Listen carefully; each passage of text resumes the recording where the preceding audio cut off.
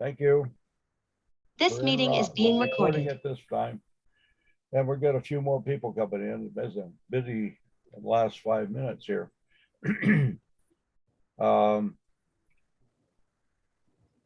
start this morning with financial report, and Carolyn will do that.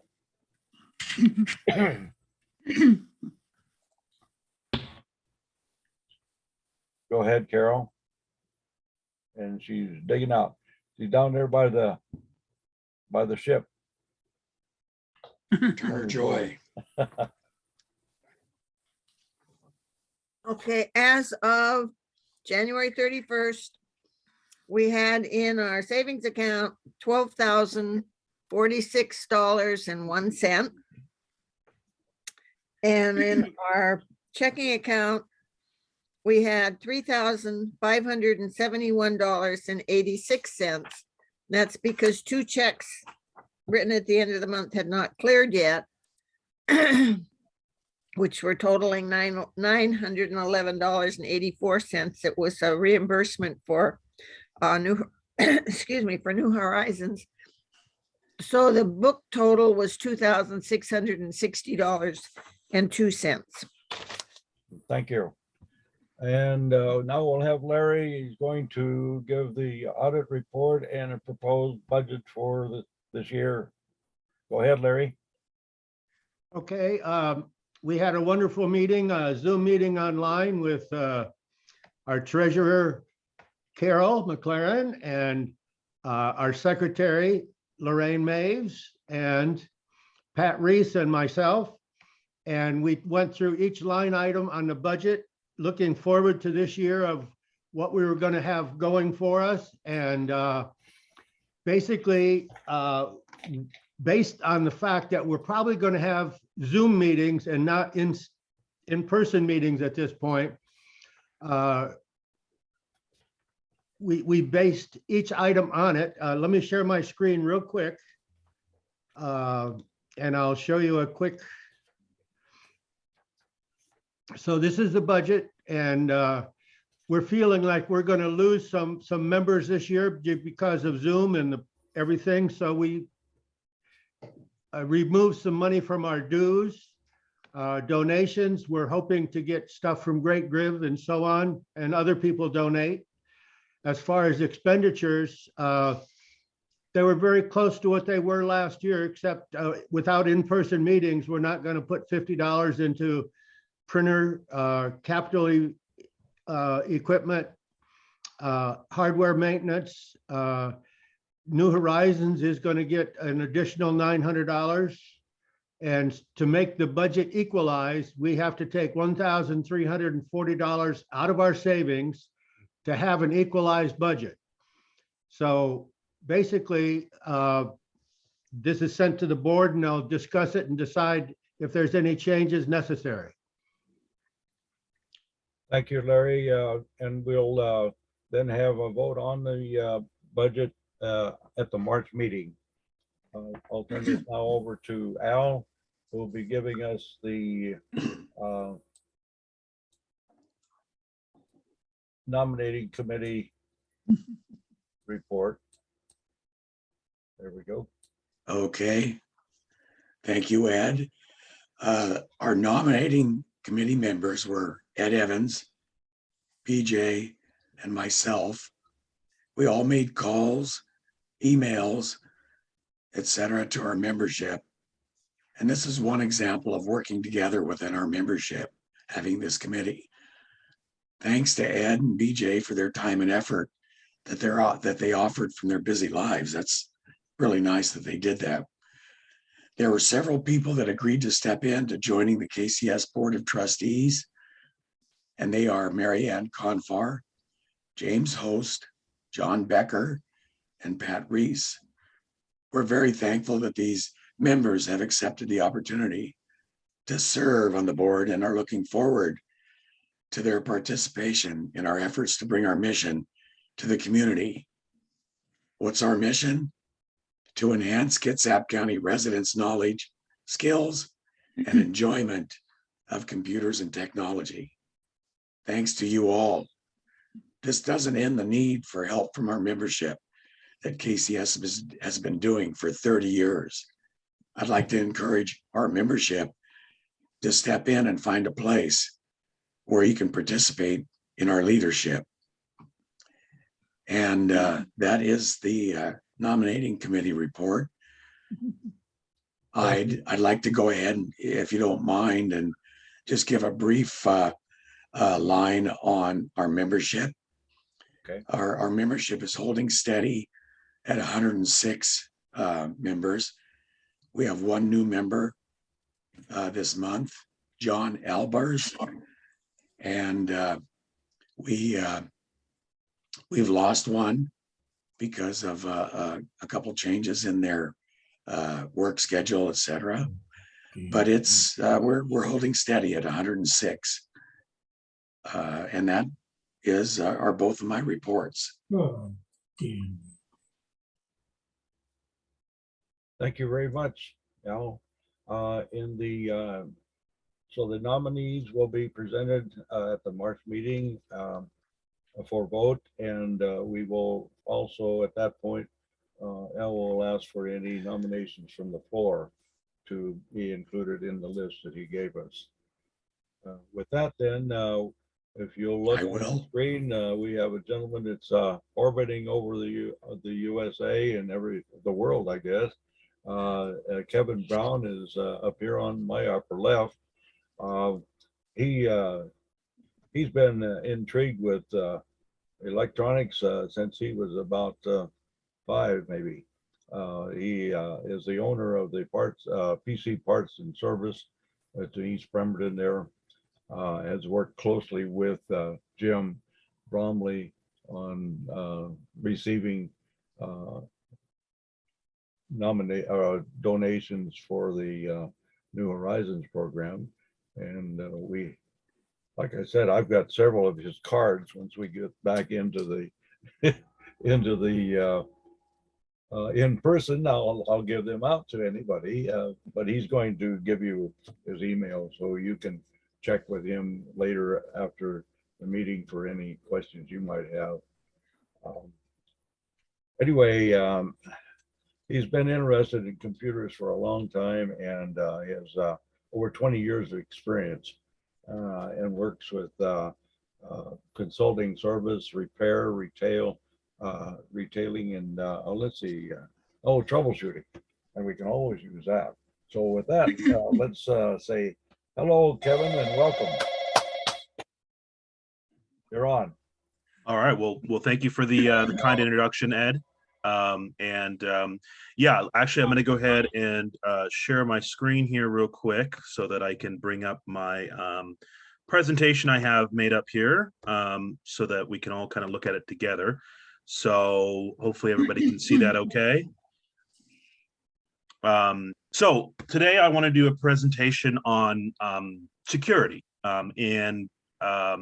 I kind of divided up into 4 different sections, but this is going to cover not only your local security on your computer, but internet and internet accounts. And also I really want to talk about fraud and phishing and other scams that we've been dealing with, because that is really the predominant thing that I see the most of nowadays.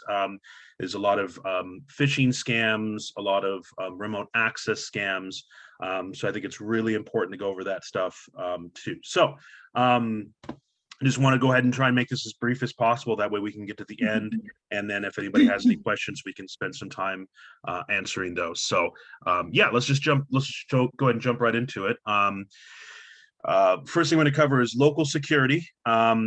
This is, like I said, local to your machine itself. So this is an online stuff. This is how you can secure your computer locally, and make sure that you have the best protection you can at that level. So the first thing that is important is keeping your operating system and any of your important software up to date. I know how frustrating it can be with Microsoft and Windows, where they'll just automatically update, and they always seem to find the worst time to do it. When you're in the middle of something, or it takes forever to update, so your computer restarts and you can't use it for like an hour or something. But it is super important to keep these updates up to date, because if you don't, that can leave you vulnerable at an operating system level. A lot of the patches and updates you get are actually security fixes. So it's super important that those get patched whenever Microsoft releases them, because if they don't, you're vulnerable. I don't know if anybody remembers specifically, but it's been a few years, but it seemed like over the last 5 to 10 years, it's every 6 months or so you hear about some big issue with a hospital system, or some type of public work system that gets compromised, and almost always that is due to either phishing, where somebody gets access by getting valid credentials from somebody on the inside, or it's due to a vulnerability where they're able to find a way to get in due to something not being patched. So that's why it's super important to make sure you keep your system up to date. Another big one is antivirus. It's not as big as it used to be. It used to be, 20 years ago, you were going to catch a virus if you were out on the internet, just surfing around, clicking on stuff, downloading stuff without an antivirus program. But nowadays, Windows has built-in antivirus that's actually pretty decent. So this isn't as important as it used to be, but it's still good to make sure that you have something on your system. If you're running an older operating system like Windows 7 still, that doesn't have built-in antivirus, or Linux doesn't typically have built-in antivirus, and a lot of people assume because it's Linux you can't get a virus, but that's not true. It is more secure in certain ways, but you can still definitely get a virus. So whether it's a free versus paid, the difference usually there is with paid antivirus, you get extra features, some that are useful in my opinion, some that are not. A lot of the stuff that you get with paid antivirus programs or third-party antivirus programs mimic a lot of what's already built into the operating system, like firewall protection, antivirus protection, malware protection to a certain degree. So once again, you don't have to pay for your antivirus, but if you do have a paid antivirus, third-party one, there's absolutely nothing wrong with that. So it's kind of more personal preference. It's just more important that you have something. Something is always better than nothing. And then it's kind of the same thing with firewall. Nowadays, basically since Windows XP, you've had a firewall built into your system. You also usually will have a firewall built into your internet router, sometimes into your modem, or if you got like a combo unit or something like that. So once again, it's not as big of a deal as it used to be to make sure you have that, because by default you probably have multiple firewalls, but still very important to have it and have it turned on and working, because this is one of the big ways to protect from somebody being able to get into your system from the internet. So very important to have that. And there are other supplemental programs that people like to use. I specifically have Malwarebytes on the presentation here, but there are other programs out there. Malwarebytes is just one of my preferred programs, but there's lots of other ones out there that people use. CC Cleaner is another pretty popular one I see on a lot of people's computers. These are all good programs that can give you supplemental or additional protections. So if you like those, definitely use them. And most of them will have both free and paid versions, so you've got a lot of flexibility there. Kind of the last thing as far as protecting your device at a local level is passwords and PINs and Microsoft accounts. Now, there's a lot of confusion I see, especially revolving around Microsoft accounts, but also PINs versus passwords. So especially with Windows 11, Microsoft's moving to a system where they're basically kind of forcing you to log in using a Microsoft account. And I'm sure most of you are probably familiar to some degree with it, but a Microsoft account is essentially a local account on the machine that's tied to an online account with Microsoft. Also, usually if you have some type of Microsoft software like Office or something that you use, that would also be tied to that Microsoft account. There are some benefits to it. You can sync things through like the OneDrive or through Edge, so your files can be synced, your bookmarks, your saved passwords. That all can be pretty handy. It is unfortunate that Microsoft seems to be kind of pushing to make you have to have it. At this point, there are ways to work around that, but from what I've heard on one of the upcoming versions of Windows 11, they're basically going to make it mandatory. So we'll see if we keep that, but that's basically what a Microsoft account is compared to a local account. And if you have a Microsoft account that you log into your computer with, you are required to use a password. You cannot log in with a Microsoft account and not have a password because it is tied to a online account. As far as the PIN versus password, like I said, there's a bit of confusion there. A lot of people don't know what the difference is. You always have a password if you have a PIN, and they're not necessarily the same. The password that you log in with, especially if you log in with a Microsoft account, is going to be the same password as you use for your Microsoft account if you were to log into it online through like a web page on like office.com or microsoft.com or whatever. So do keep that in mind. That's your password. And then a PIN is a local password that's an additional password to your password. That's why it's kind of confusing. But essentially, you can use your PIN to log in instead of your password, but you still have the password. And if you need to get into your Microsoft account, or for example, with us, if we have to boot into safe mode to do some type of diagnostic work on a computer, we cannot log in with a PIN. So it is a good idea, even if you use your PIN on a regular basis to log in, that you do remember what your password is in case you need it in the future. Another nice thing about PINs is that if you do need to bring a computer into us to have service work done and we don't need to get into safe mode or into your Microsoft account or whatever, you can give us a PIN instead of a password. That way we don't know what your Microsoft account password is. Not that we would do anything with that information anyways, but it's more secure that way, where you can just give somebody a PIN and it only gives them access to your local machine, and it's very easy to change that PIN afterwards so that they can't get back in again. So I think that pretty much covers local security. So we'll move on to let's go on to the next one. There we go. Online security. This one, in this day and age, is probably one of the most important ones, online security and online account security, because a lot of stuff anymore is cloud-based or streamed or whatever. It all uses online stuff. So making sure that you're surfing the internet in a safe way and you're making sure that your online accounts are secured is so important nowadays. So we'll start with just general online security, and then we'll go specifically into online account security. So just to start out with the online security, common sense is huge. There's so much sketchy stuff on the internet, and it gets more and more sketchy every day. So when you're surfing the internet, just be careful on what you're clicking on. Be very careful about what you're downloading. And this isn't just like when you're out on web pages, even in your email and stuff, spam email has gotten so much worse. And there are ways that people can use things like attachments and stuff and links and emails to compromise your computer. So just use common sense. If it's not from somebody you recognize, probably best to ignore it.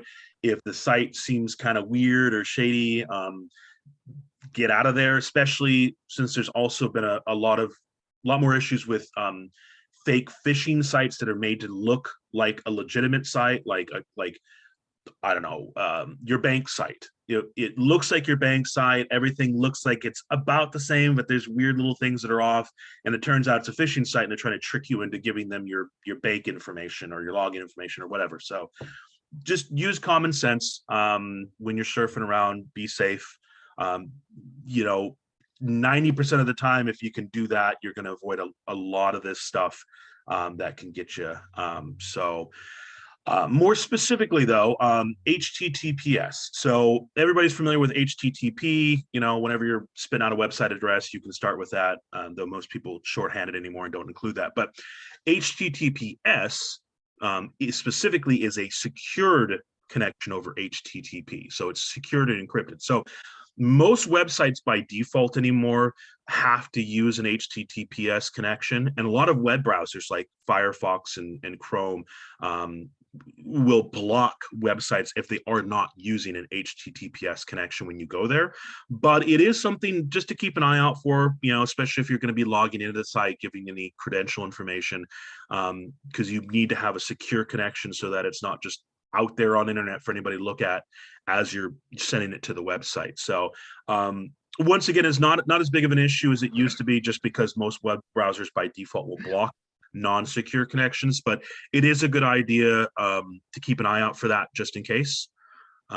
Browser extensions and notifications. This is a big one we see a lot of people come in with thinking that they have malicious software or something on their computer because they're getting all these pop-ups and notifications and stuff. So with notifications, like when you go to a web page, a lot of times, especially if it's the first time you've been on that page, you'll get a pop-up that says, will you allow this website to send you notifications? And basically what that means is that like, especially if you're running like Windows 10 or 11, if you allow them to send notifications, they'll come up in your notification center, which is down in the bottom right corner of your screen, typically, that little area where it pops out from the right and says, you got an email or this or whatever. And if you sign up and allow certain less reputable sites to send you notifications, they'll just spam you with all sorts of crap because they can send you whatever they want once you allow them to send you notifications. So we get a lot of customers that come in and they'll be getting pop-outs from the right to say, oh, your antivirus is going to expire or you've got malicious software or whatever, and they're freaking out. But there's nothing actually on their computer. There's no malicious software or anything like that. It's just they're getting spammed with these notifications. And it's when you click on the notification and go to whatever site they're trying to get you to go to, that's where you can run into issues with malicious stuff. So it's best to just kind of avoid that. Easiest way to do that with notifications is just don't accept notifications from sites that you don't trust and aren't reputable. And you can go into your browser settings. It varies from browser to browser, but usually it's under site settings or privacy settings or notification settings. You can go in there and turn off sites and remove them from being able to send you notifications. Browser extensions are another big issue we deal with a lot. Browser extensions are basically mini programs that run from within your browser. And they typically, I mean, there's definitely plenty of legit ones. Like actually, the next line down on this presentation is about AdBlock Plus and uBlock Origin. Those are browser extensions. But the problem is that there's lots of junk extensions out there because especially like Chrome and Firefox kind of let anybody who wants to put an extension up, put an extension on the store. And if you start installing these extensions, they can change your home page, your default search engine. They can redirect you to other web pages, which is extremely frustrating, or bring up like ads and stuff on sites that aren't actually on the site. So that can make surfing the internet a very frustrating experience and could compromise, you know, your security depending on how malicious the browser extension may be. So definitely very important. Once again, if you're going to allow an extension onto your browser, just be very sure of what you're letting into your system. And that is also something in your web browser you can go in and remove or turn off if they're giving you problems. Once again, it's usually under extensions or add-ons, depending on what browser you're using. So just keep an eye on that stuff. If you're having issues with pop-ups, ads, redirects, that's the first place we always suggest going to look. Also, as far as like the extensions, usually if you use some type of supplemental program like Malwarebytes or something, they'll pick those up as PUPs, potentially unwanted programs, and will remove them. So that's another way to kind of get them out of there if you don't want to go into the browser and try and remove them through there. As far as extensions are concerned, though, there are some very good ones out there. The ones that we usually specifically bring up are ad blocking extensions, specifically just because anybody who is surfing the internet nowadays that's not using one can tell you everywhere you go on the internet, there's just advertisements everywhere. Every web page, they're everywhere. They're intrusive, they're annoying. They also a lot of times can use cookies and stuff to track you to do targeted advertising to you. So I usually just say it's best to block it. It makes your surfing experience a lot better. We also have found that it seems like advertisements, depending on where they're being hosted from, because these advertisements aren't hosted by the website you're going to. The website's just sharing space or leasing space essentially for these advertisement groups to put up ads. And you can have advertisers that are less than reputable that will use these ads as vectors to try and get something onto your computer or redirect you to a malicious site or something like that. So in my opinion, it's best just in general for security reasons and for just surfing the internet and not being hassled all the time, to use some type of ad block program. I use uBlock Origin, but AdBlock Plus is another really good one. All of those work pretty well. So we do definitely recommend you use those. Remote access. This is probably the biggest thing we have people coming into our shop for as far as service on a software side of things, is people that are getting scammed through remote access. Essentially, the way it usually works is you'll get like a pop-up that says Microsoft has detected there's something on your computer, it's going to blow up, or you get an email saying, this is McAfee or Norton or whatever, and we've detected that your computer is infected or something like that. And they'll give you a phone number to call. And this is important. They always give you a phone number because they want to get you on the phone. And then once they get you on the phone, and these scammers are usually outside the United States, a lot of the stuff comes from like English speaking countries like India and the Philippines. But I mean, it can come from anywhere. So, it's super easy for somebody to just set up a block of VPN, or not VPN numbers, but cloud-based numbers that you call into and redirect somewhere else in the world. But anyways, the whole point of this is they want you to give them remote access to your computer. And then once they get in, they're going to show you all these things that are wrong with your computer, and they can fix it, but you got to give them some money. And they'll claim to be from Microsoft or Norton or any number of reputable companies, but they're all scammers. So my rule of thumb is that don't ever let anybody remote into your system unless you are absolutely 100% sure that the person you're speaking to is who they say they are and they're legitimate. I've even had customers that have said they've called up a company for support, like with their router. They have a Netgear router, they're having a problem. They call Netgear support. And somebody at Netgear support will reroute them over to one of these scammers. And then that scammer will want to remote in and say, oh, it's going to be like $900 to fix your computer and blah, blah, blah. So like I said, my rule of thumb is in general, just don't allow anybody to remote into your computer unless you're absolutely certain who they are. And it's probably best just never let anybody remote into your computer. And if you ever have any questions about that type of stuff, like if an email is legit or some type of pop-up that's giving you a phone number is legit, you're always more than welcome to call our shop and just ask us. We have no problem answering questions over the phone, and we can usually tell you right away if an email or a pop-up or something is legit, and maybe most of the time they're not. So yeah, there's that. And then kind of the last thing I wanted to cover real quick is clear text versus ciphertext. So everybody's seen where you type in your password and it just has little dots instead of the characters for your password. That's ciphertext. Basically, it's where your password or whatever has been obscured, and usually it means that the connection is secure, and so nobody can see the password.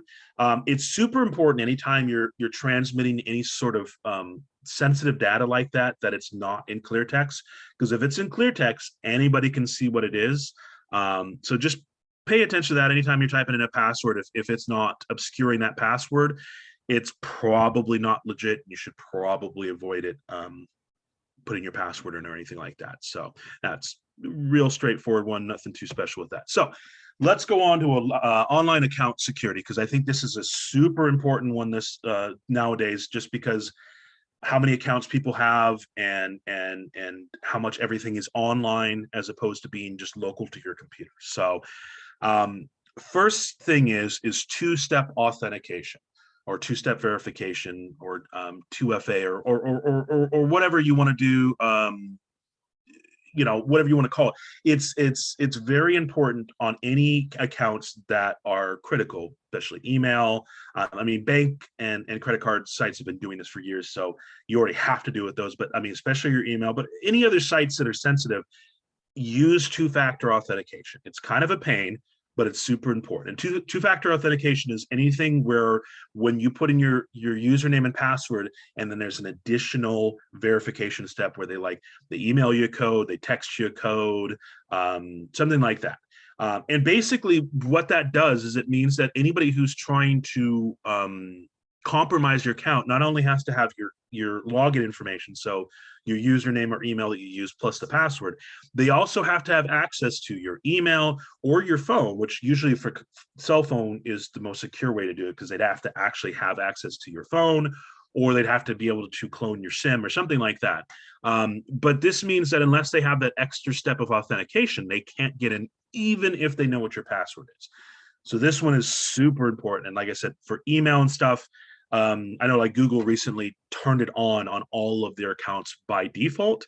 You can turn it back off again, but you really should have it, like I said, on all of your email accounts, because if somebody can get into your email account, they can then get into pretty much any other accounts you have, because all accounts online typically have some way to reset your password, and it's usually tied to an email address or, you know, some type of other, you know, recovery access, like your cell phone or an alternative email or something like that. So two-step of verification is super important. You should have it on everything by default.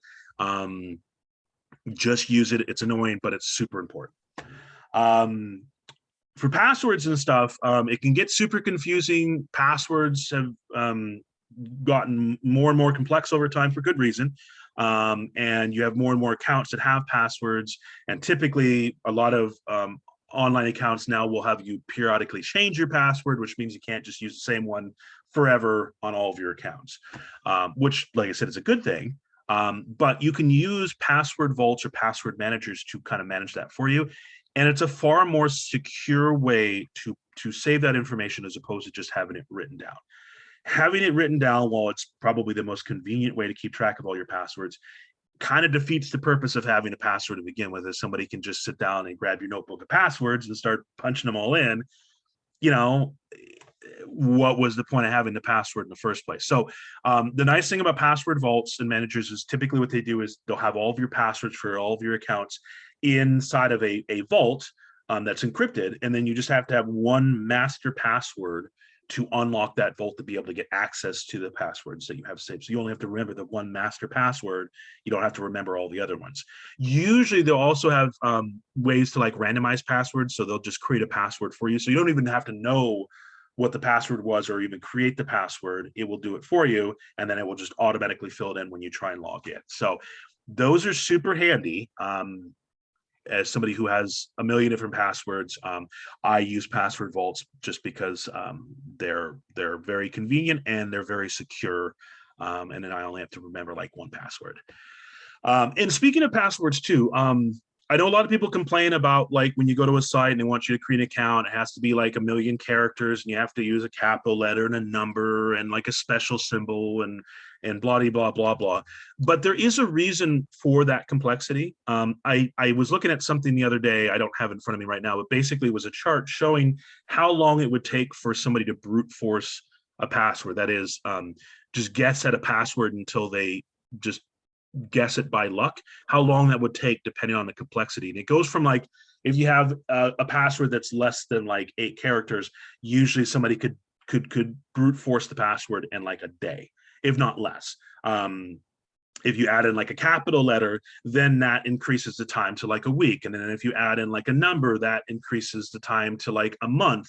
And then you add in a special symbol, and then it's like 6 months. And then you add another character. So now it's 9 instead of 8. And then you're talking like 5 years, and it just goes up exponentially. So it's good as a bare minimum to have a password that's at least 8 characters and has at least one number, one capital letter, and one special symbol of some sort. That's kind of the best ease versus complexity type breakpoint, I would say. You can certainly add more characters than that, and for each character you add on, it really increases the time that would be necessary to brute force the password by an exponential amount. But at a bare minimum, that's what you should always shoot for, and that's what most online account creation requires anyways. So once again, it's not really something you have to worry about too much because you kind of have to do it by default, but there's a reason for it, and that's why. Okay, we're kind of running short on time, so I'll try and speed up a little bit here. So VPNs, virtual private networks, those are a lot more commonplace than they used to be. There's a lot of services out there you can use where you pay monthly for it. Basically, a VPN allows you to connect your computer up to a server somewhere else. And as far as anywhere on the internet is concerned, any websites or anything like that you go to, you're coming from that server. They don't know where you're at. They can only trace you back to the server. And as far as your ISP is concerned, the only place that you're going on the internet is to that server because they can't see beyond it. It helps anonymize you, gives you a certain amount of privacy, really cuts back on like a lot of that targeted ad stuff you see because they can't track you like they could normally. So if that's something that you worried about or you don't like the ISP being able to track where you're going on the internet. A VPN is a worthwhile service. I use a VPN a lot of the time, especially for service work and stuff. So, you know, it's probably worth looking into. Monitor your account activity. This is just a good kind of auditing thing to go back periodically and just kind of look at your you know, your account activity, checks like on your bank statements and if there's any weird charges. Your email and stuff will usually track where you're logging in from. And a lot of times they'll flag it too. So like if somebody logs in from a new computer, you'll get a notification like an email or something like that. Or if it's a weird IP address that's different from your old one, like in a different part of the country or a different country entirely, you'll usually get a notification. But it's good to follow up on that on your own, because that can be something that can kind of show if your account has been compromised. And then the last thing is PayPal or credit cards for online purchases. The nice thing about PayPal and credit cards is they give you a certain amount of fraud protection and chargeback protection. So it's good, just never use any weird services. If they won't take like a credit card or PayPal, you probably just want to avoid them. But this, once again, is not so much of an issue anymore either. I mean, PayPal is pretty ubiquitous across the internet for anything that takes payments. And pretty much everybody lets you do credit cards now too. So just don't use your debit card unless it has some sort of credit card protection. A lot of times banks don't offer the same protections as a credit card would for fraud and stuff. So just keep that in mind. But yeah, those are good as far as just, you know, protect yourself if you do get scammed or something happens. And lastly, we're going to go to scams specifically. And this, like I said, software-wise is probably the thing we deal with the most at the shop is people getting caught in these scams. A lot of times it's either coming from emails that people get, or it's coming from pop-ups from websites that will take over your browser, hijack your browser. And usually what they're doing with these scams is they're trying to get you to call, like I said before, so that they can get you to let them into your computer through remote access. And then they're going to tell you, oh, you've got all these problems. If you don't fix this, your computer's going to blow up. Or you're going to get all your money stolen or blah, blah, blah. And these people are tricky, and they're always changing the MO of these scams. I mean, it's always something different. What we've been seeing more recently is if they can get into your computer and you have your login information for your bank saved, they'll log into your bank and then they'll transfer money like out of your checkings account to your savings account, because they can't remove it from your account through your bank login, but they can shuffle money around and then make it look like the money got taken out of your account. And then they can try and trick you into, like, they'll say, oh, well, you need to pay us to get it back or blah, blah, blah. Basically, the good rule of thumb is, once again, if somebody needs to get access to your computer remotely to try and help you fix something and you aren't absolutely sure who they are, just hang up the phone. It's a scam. If you ever have any questions about any pop-ups or emails you get, definitely give us a call, because we're more than happy to tell you whether it's legit or not. One of the big things with email too is that if you do get these fraud emails, they usually say it's from Amazon or Norton or McAfee or Microsoft or whoever. But if you actually look at the email address of who sent that email to you, it's some weird gibberish email address, because anybody can say they're whoever, but not everybody can just go and say, oh, I'm blah blah blah at Microsoft.com or blah blah blah at Norton.com, or like, you can't spoof that part of it. So that's a good kind of way on email to see if it might be something legit. If it's from some weird email address, you can pretty safely just ignore it. Another big one we've been seeing a lot of is phishing scams. And, this is how a lot of hackers and stuff work nowadays. They aren't out there cracking passwords and stuff like that. It's a lot easier to trick somebody into giving you their password than it is to try and crack their password or find some other way to circumvent, their protection on their account or whatever. So, you'll get emails that claim to be from your bank or some other legitimate group saying your account's been locked down. Click on this link to go to the site to give them the information, and you click on it and it looks like the site for your bank or whatever. But if you look at the address for the website, it's something weird, just like the email addresses with those other scams. And there's a lot of information that these companies will never ask you to fill out through a web page. Like, they're never going to ask you for your serial number. They're not going to ask you for your checking account number, and if you're ever not sure about this stuff, your best bet is go to the website for that company. Don't ever Google the phone number for that company, because you're probably going to get a scammy phone number. That's another big thing. go to the actual website for that company. So go to Microsoft.com, go to bankofamerica.com, whatever. And they'll usually have either a phone number on that site or like a live chat or something you can go to that you can ask, is this legit? And they'll tell you yes or no. And like I said, most of the time it's not legit if they're asking for that type of information, because they wouldn't ask for that through email. So just if you're not sure, your best bet is always to just stop and either call us or call your provider, whoever they happen to be, because they'll be able to help you determine if what you're doing is legitimate or not. And they can usually solve the issue if it needs to be solved right then and there. And you know who you're talking to at that point because you went through the website to get the phone number or the live chat or whatever they have available for you. And that is kind of a last thing on this. That's kind of one of the other ways you normally can tell that something's a scam. Nobody gives you their phone number directly anymore. Nobody wants you to call them. Microsoft doesn't want you to call them. Your bank doesn't want you to call them. They will do everything they can to try and keep you from calling them.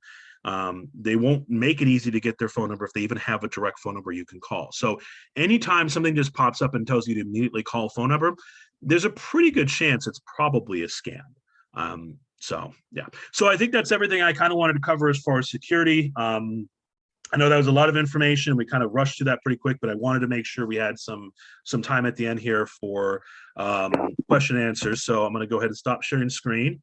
And yeah, I guess we can do question and answer now if you want. Do you want me to pick the person, or how do you want to do that, Ed? Yeah. Okay. Yeah, Larry, you had your hand up. Go ahead. Yes, I have two questions. One, I don't use a VPN very often, but I understand that it slows the computer down considerably if you do use one. That really depends on the service and what server you're connecting to. The way that it works is, like, at least for geolocation, like if you're trying to make it look like you're somewhere else, especially if you're trying to look like you're somewhere else in a different country, you're probably going to have slower speeds just because of the physical distance between you and the server. But I found, like, I use NordVPN and I've used ExpressVPN in the past. And as long as I do a server that's relatively local, like somewhere on the West Coast, I find that my speeds really aren't affected too much. Like, especially like my maximum speed is not usually affected. I might have a little bit more latency, which makes a certain amount of sense because you're adding an extra hop or step in your connection. But as long as you're going through a legit service, especially if you're paying for it, you shouldn't really see a big difference in your internet performance. Okay, my second question has to do with I've got Windows 11 and the February update, which didn't install automatically. It says download and install, but I read on the insider program that this particular one caused some problems. And I was wondering if you've heard anything about the Windows 11 update for February. For Windows 11, I mean, I haven't heard anything specifically that's real bad, but here's the thing I tell everybody with the Windows updates, especially like the big ones, like the feature updates and like the monthly updates. I usually push those off kind of as long as I can, because typically if you're going to be one of the people that rolls that out right away, there's a pretty good chance there's going to be some sort of problem and it's going to take Microsoft a week or two to fix it. Unfortunately, Microsoft has kind of decided that instead of doing a lot of testing and stuff on their end before they release it, they do have the insider program, but a lot of times you end up being the guinea pig if you're an early adopter. So like I said, as far as the specific February update, I haven't heard anything specifically that seems real bad, but in general, I tend to wait as long as possible before I install the update. I mean, you do want to install it. Like I said before, it's important to keep your system up to date, but 2 or 3 weeks is not the end of the world to wait just to see if there's any major bugs that they're going to have to fix. Thank you. On my phone. Sorry? Oh, Dennis, yeah, go ahead. No, that's okay. I just got into the hotel and I'm just watching that now, so I'm going to mute myself. Oh, yeah, no, I'm sorry. It was the other Dennis, the one that's right above you. I think he was waving his hand. How many Microsoft accounts can you have? Is it hooked to your PC? It's kind of confusing. So there is a local account on your PC that's tied to the Microsoft account online, They're both considered one account. As far as a limitation on the number of accounts you can have, I don't know if there's a specific limitation. No, I mean, you can only have one Microsoft account per email.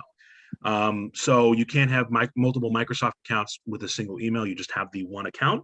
But I mean, you could have a Microsoft account for every email you have, even non-Microsoft emails. So like I have a business account that I use for a couple of my clients. I have a account that was created by a client that I manage their Azure stuff with, and then I have a personal Microsoft account. So I have like 3 or 4 different ones tied to different email addresses, and I can log into all of those from my computer if I wanted to. Though I don't usually, but yeah, there's no limitation. And here's the thing too is you can log into the computer with your Microsoft account, so that being your user account, or you can log into the Microsoft account through a specific app or on the browser. So that's another thing that makes it confusing is there's the actual Microsoft account you log in with if you choose to do that. But then you can also log into that Microsoft account inside of like Microsoft Teams or some other or Microsoft Office and just log into it specifically through that application. And then you can also go online to like Microsoft.com or Office.com and log into that Microsoft account there. So they're all tied together, but there's multiple different ways you can log into that account. Does anybody else have a question? Pat, go ahead.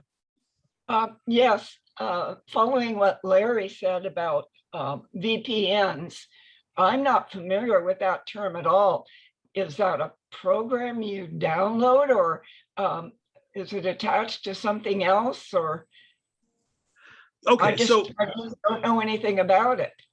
Well, so the VPN itself is just a term for a type of connection. Basically, it's a encrypted end-to-end connection through the internet. Now, okay.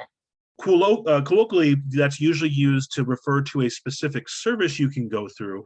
Like, for example, I mentioned NordVPN and ExpressVPN. So those are 2 companies where you can sign up for a VPN service. You download their VPN app, and then basically, if you want to connect to the internet using a VPN connection, they'll have different servers you can choose to connect through, and then you just pick one of them and tell it to connect, and then all of your internet traffic starts getting routed through that VPN server. So the connection between your computer and the server is a direct connection that's encrypted over the internet.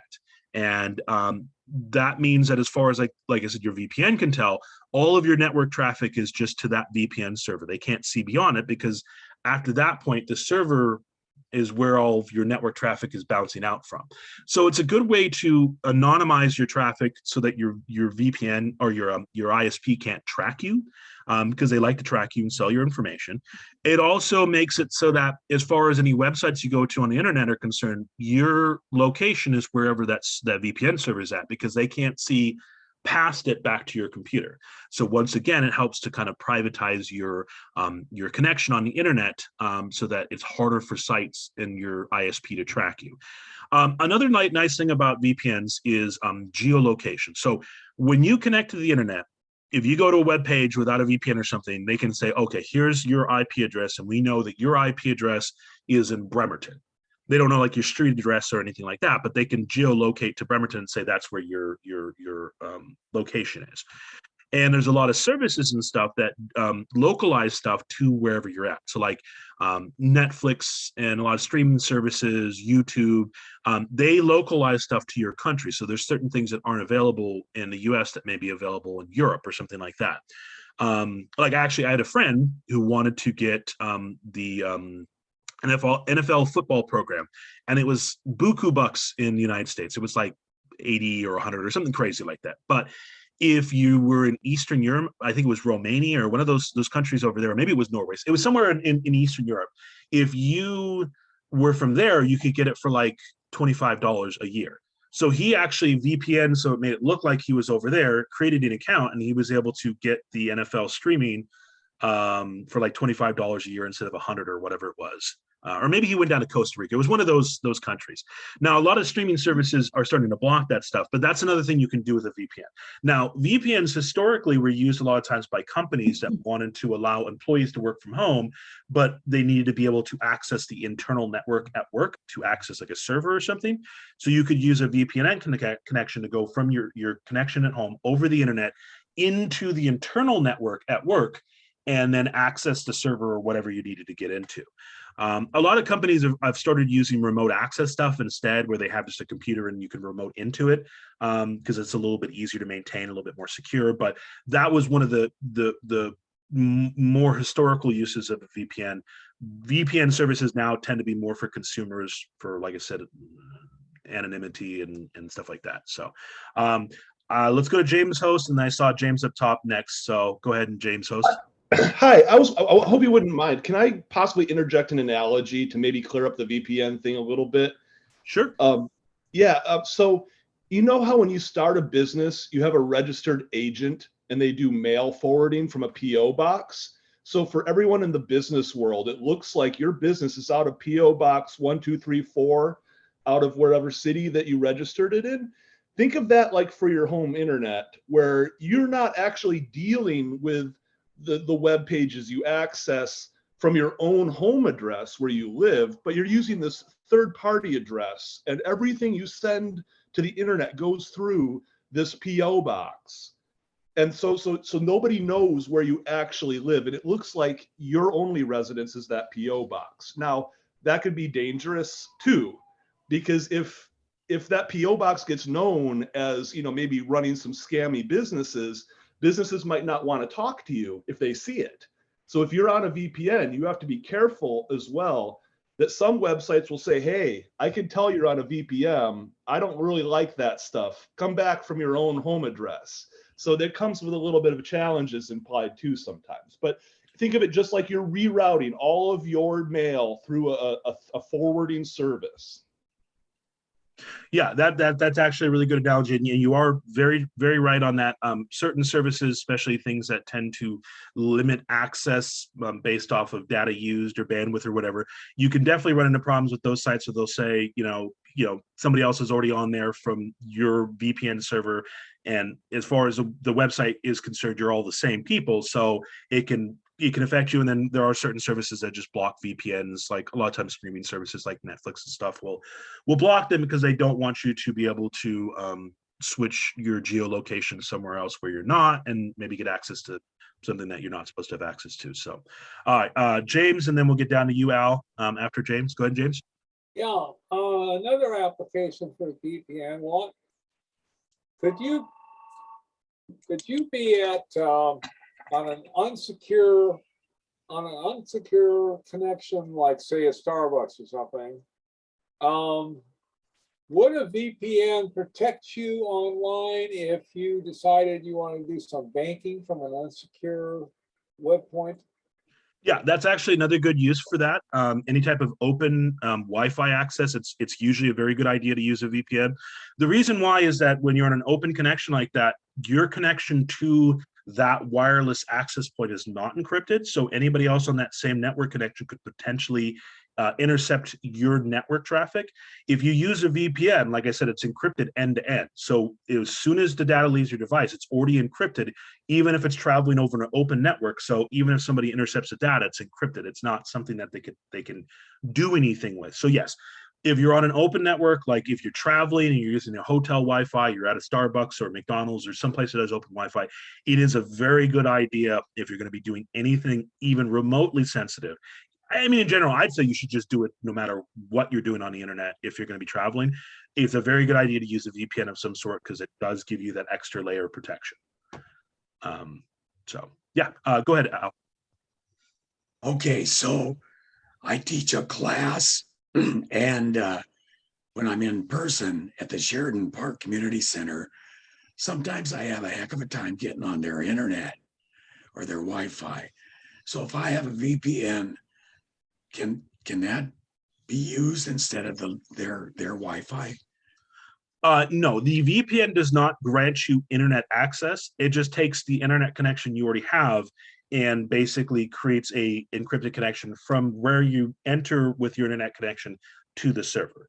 So it's basically, you can think of it like a tunnel across the internet, but you still have to have that initial internet connection of some sort to be able to use a VPN. VPNs in and of themselves are not an internet connection. So if I'm using a VPN in that same scenario, can other people get on that VPN? Say if I'm using the internet, can they bring that same thing up on their computers? I mean, if they have an account with the service, sure. I mean, your connection is only for your network Oh. connection. Yeah, it's not going to affect everybody on that Wi-Fi. It's only going to be for you. So Gotcha. if somebody else is connected and they want to use that VPN, they'd have to have their own connection with the VPN. All right. Now, Thank you, Kevin. yeah, no problem. A lot of VPN services will allow you to use multiple devices simultaneously. So like you can have like a couple computers or a computer and a cell phone or something like that. So you can usually do it on multiple devices, but it's still tied to one single account. Thank you. Oh, yeah, okay. Let's do a Carol, because I think she had her hand up before, and then we'll get to you, Larry, okay? What if the internet service is filtered? Would the VPN also be filtered the same way, or could you get around the filter? I'm not sure what you mean by filtered. Like, you mean like your ISP blocks certain sites or something like that? Is that what you mean? Yeah, well, at the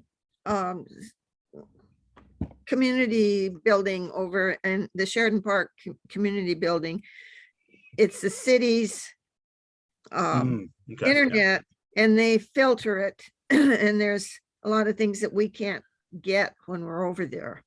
Yes, normally that would allow you to circumvent those restrictions, because once again, as far as the connection that the city provides you is concerned, all of your traffic is only communicating with that VPN server. They can't tell where you're going beyond that VPN server. So yes, VPNs can circumvent blocks and filters like that if you use a VPN service. Oh, that would be very helpful over there.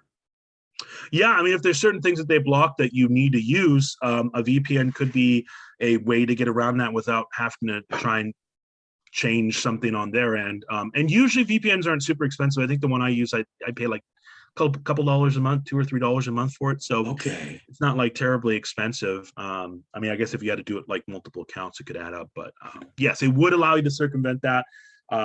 Most of the time, I'm trying to think of any specific. I mean, that should allow you to circumvent those types of filters. Yeah, no problem. So what do you do? Google VPN to find out how you get a server or a subscription or whatever. Well, I mean, I would tell you probably to stick to some of the more reputable VPNs, because there's definitely some that are less reputable. So something like I said, there's NordVPN is the one I use. So that's NORDE VPN. There's ExpressVPN, that's a pretty popular one. Like you can probably go to somewhere like any site you go to for like reviews for any like PC software, PC hardware. They'll usually have reviews of like the best VPN services. I can just recommend those two because I've used them personally. So that was Nord, NORD VPN. Kevin, would you put that in the chat, please?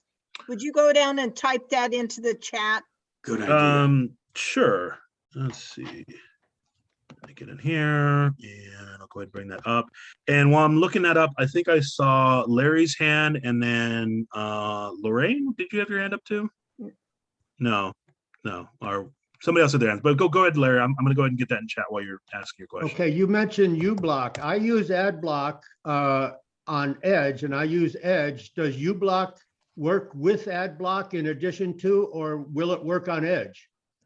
I believe there is a version for that for Edge, because they changed Edge so it just has the Google on the back end now. So most Google extensions will work in Edge, and I'm pretty sure they had it on Edge before, anyways. But yeah, I'm pretty confident you can get that on Edge, and you only need one AdBlock. So if you like AdBlock, the one you already have, that should be fine. But if you want to switch to uBlock, yeah, you should be able to get that in Edge, no problem.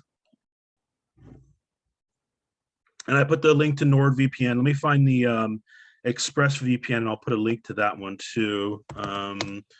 Hey, I noticed that that's got the HTTPS. That means it's a secure site. I learned that today.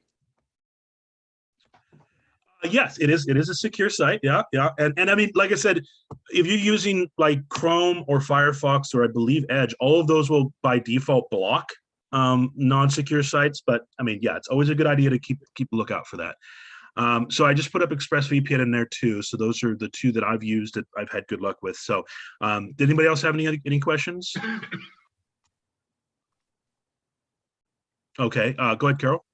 Well, it's a kind of a different subject, but what do you think about this GPS system that Google, I get a notice from Google once a month that says, hey, here's every place that you've been during the month.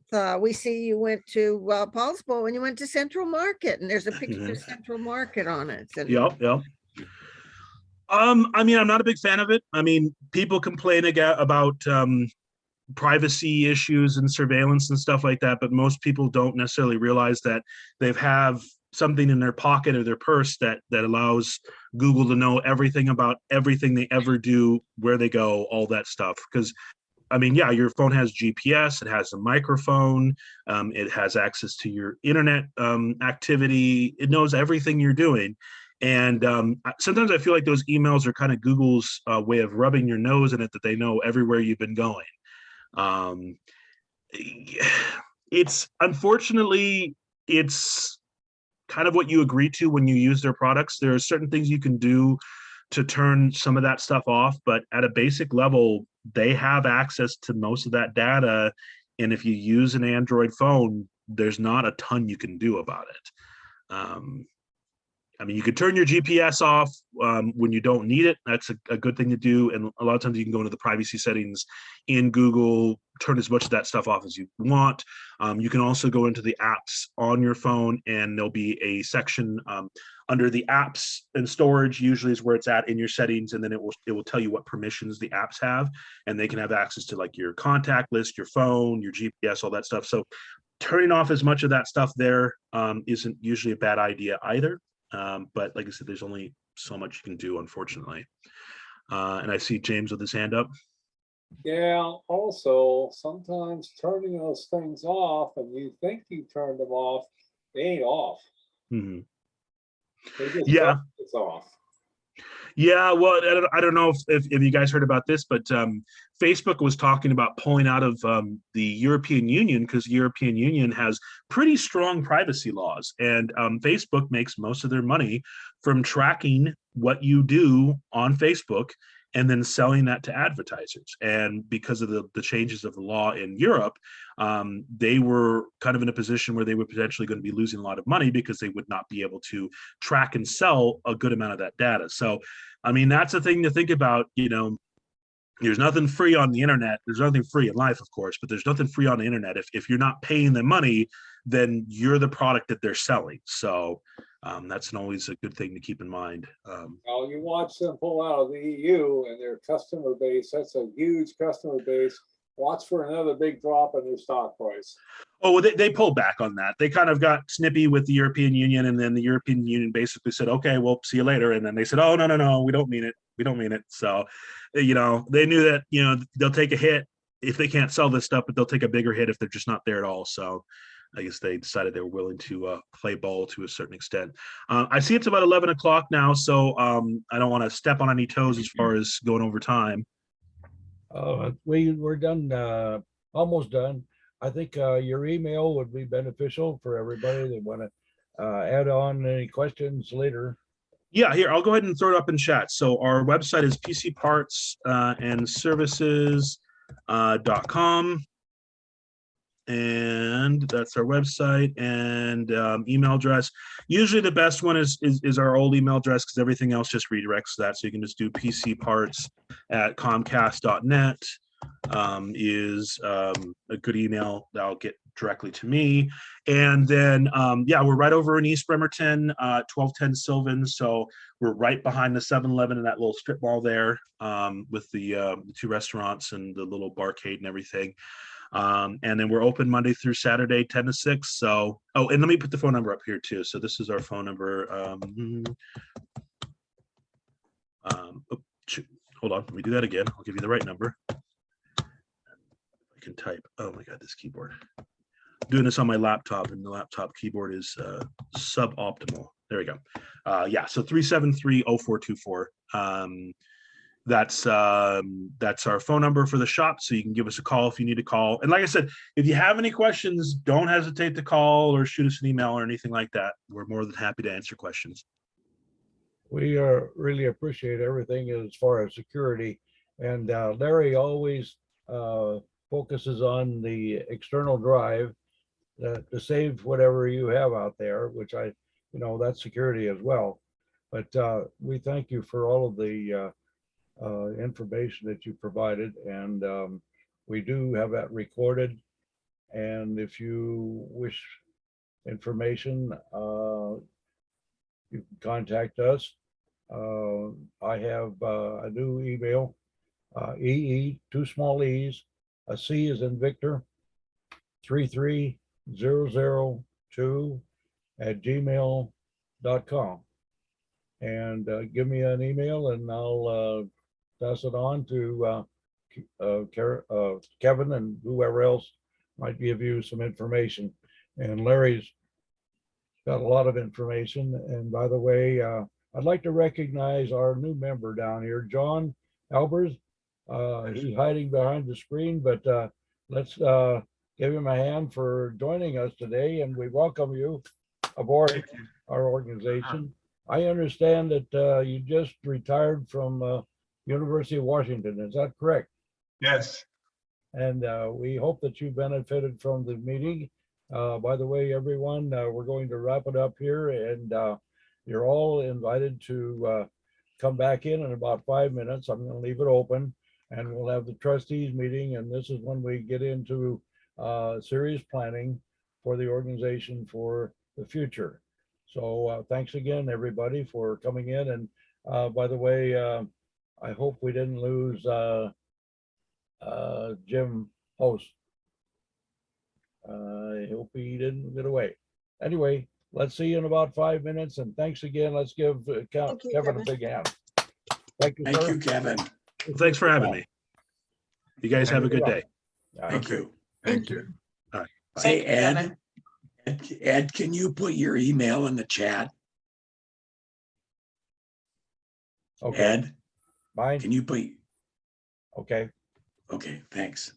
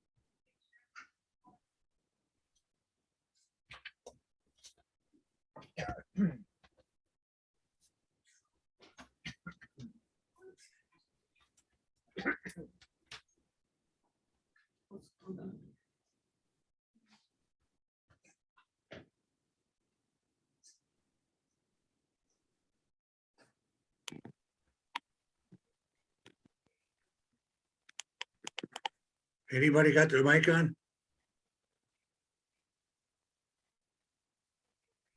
I do. Test 1, 2, 3. Good. Some reason I can get you guys on my iPhone, but my iPad won't come up. Weird. Yeah, I'm on the road. I'm staying in a hotel right now, so I'm trying to. I Something new. can see the towel rack. Yeah. Oh, yeah, behind. Yeah, I'm sitting on the crown there. My wife's watching the local news. Yeah, when I go to open up off my email, it says that Safari doesn't recognize the address.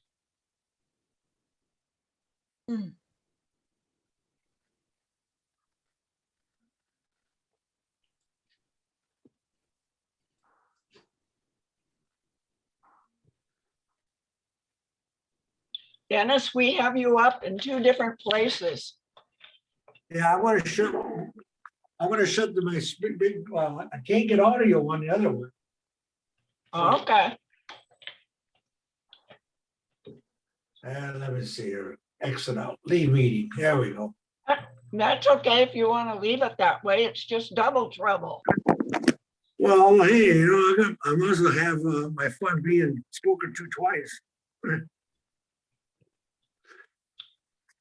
Some reason my iPad says Safari cannot recognize this address.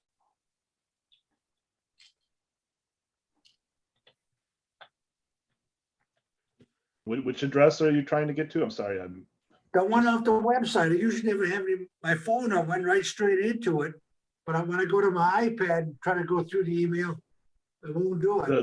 The PC parts one, or which website? The KCS website, Oh, okay. See, 1 second. one through my internet, like I always do. But for some reason, that iPad I got doesn't want to work. Weird. Yeah, I usually don't have problems, but boy, I am with this. So I'll see you guys on my small phone. Let's see if I can. There, whoop. There, now we already got one on me.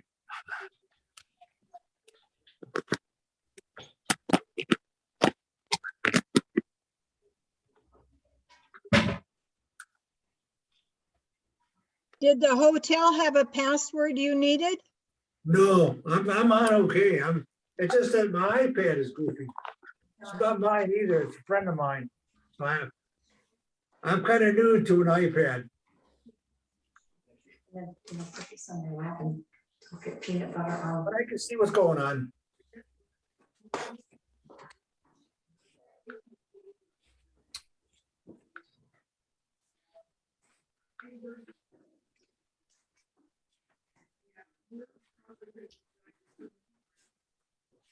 Yeah, I had to stay in a hotel tonight because I got a doctor's appointment tomorrow morning. And we're supposed to have an ice storm tonight, so I don't know what's gonna happen.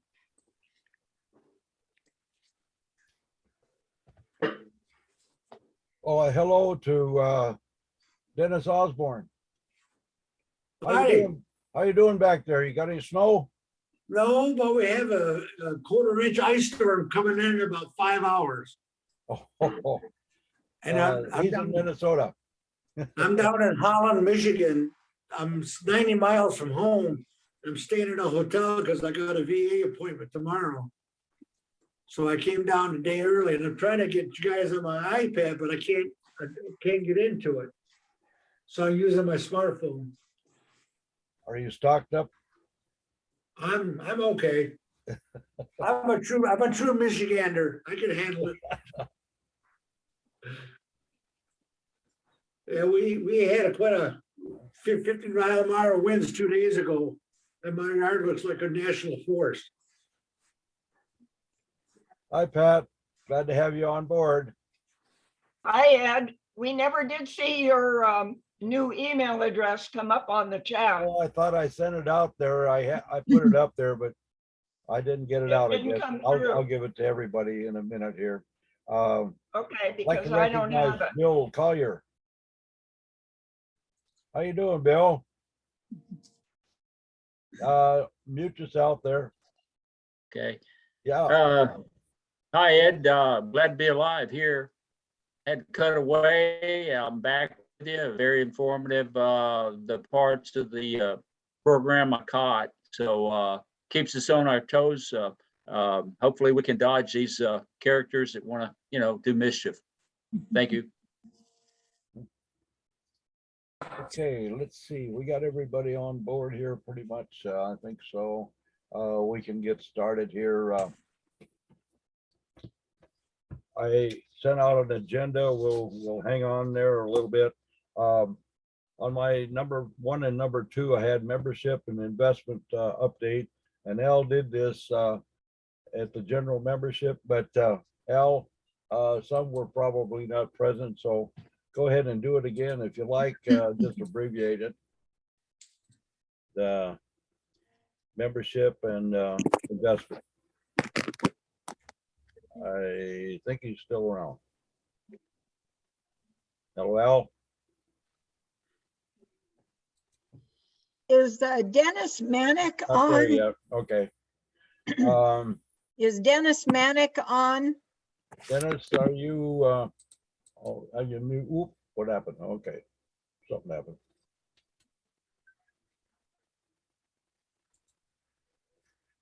What's going on here? I don't know. Okay.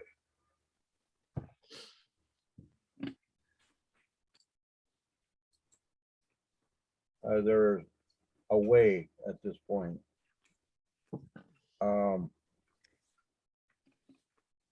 Al, are you there?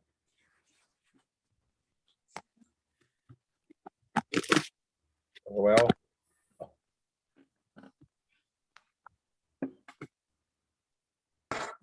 I'm gonna move right on into this New Horizons program and let Jim go ahead and bring us up to date on how it's working at this point, and then I'll add on to what I'm doing to assist him at this point.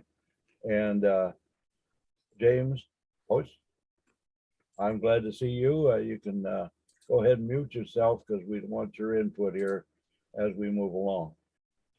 So go ahead and mute yourself. There you go. I'm available anytime you need me. I'm just following along. Yeah. I have to say, starting here, that Computing Senior has the organization has a lot to help everyone, regardless whether you're interested in New Horizons or some of the classes. We cover almost everyone as far as, and we hope that we're meeting the needs of everyone.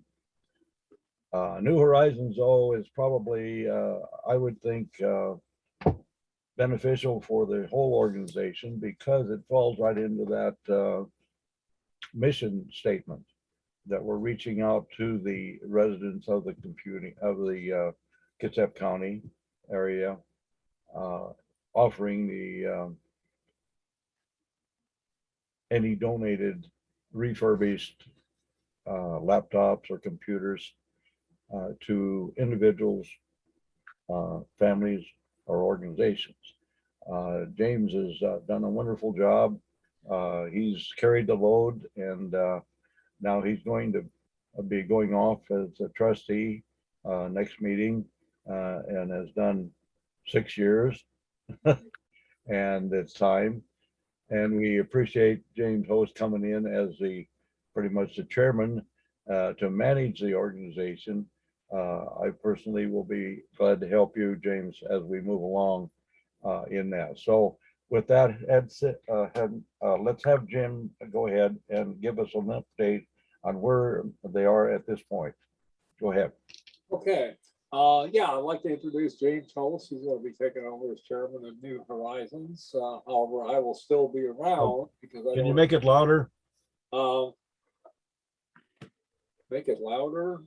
Yeah, I don't know if you can, but Can anybody else? Can everybody else hear me? Okay. I hear you good. Okay. okay. It's your fault, Ed. I want everybody to hear. Anyway, I will still be working on doing refurbishing for New Horizons. I met with James about 3-4 weeks ago initially to talk about New Horizons and gave him some materials and stuff to look at. He's got a pretty impressive background. I suspect he could probably hit the ground running anyway, but I don't abandon people. So I'm going to stay with New Horizons. I'm going to work on refurbishments and help him out as much as I can. And I'll be leaving the board in March. Yeah, it's been about 5-6 years. We play a lot of computers. We've had a pretty good success with our program. I'd like us to do more in the future. We currently have quite a number of computers in our inventory. In fact, it's the biggest backlog of machines that I've ever had, and I think COVID's had a great deal to do with that. Our individual requests for computers have dropped to zero pretty much. What we've had to do is to work with organizations in the county to see what their computer needs are, and that way we could place numbers of machines simultaneously. Good examples of that have been West Sound Treatment Center, Coffee Oasis, Kitsap Rescue Mission. In fact, the Kitsap Rescue Mission is fixing to move into a new building in Port Orchard here any time. So I'm going to be looking at that to see if they need computers in their new facility for staff or for their clients. I'm currently working on a computer for a longtime KCS member.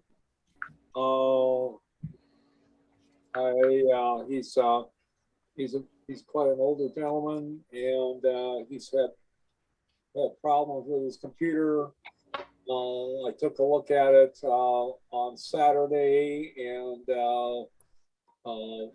he had Windows 10 on it, but it was very badly corrupted. None of the icons on his desktop would open anything. Taskbar was totally dead. I couldn't back up it. I couldn't do any backups. I could only get in I could only really get it to function at all in safe mode. So the normal repairs that oftentimes work with Windows 10 using the recovery disk wouldn't work. It was just too badly corrupted. So what I'm having to do with him is just put a new hard drive in. I've got a new Windows 10 operating system on the new hard drive, and I've started to put some applications back on there for him. He didn't have any of his stuff backed up. So this is an example of why it's so important to keep things backed up, particularly on a external drive that's not directly attached to your computer. He had a lot of pictures, grandkids pictures, no backup. So what I'm having to do is just take his old hard drive, connect it up to his computer using a USB connection, and just move all of his files over doing that. So again, it's very, very important to keep things backed up. If your operating system gets totally corrupted or your hard drive just totally fails to the point that it won't even spin up, fortunately it didn't happen with him, but I've seen it happen. You lose everything. There's no way to recover what you have. There are companies out there that specialize in recovering data off of dead hard drives. It's a very, very expensive process. So keep stuff backed up. Back it up if you want to keep it. I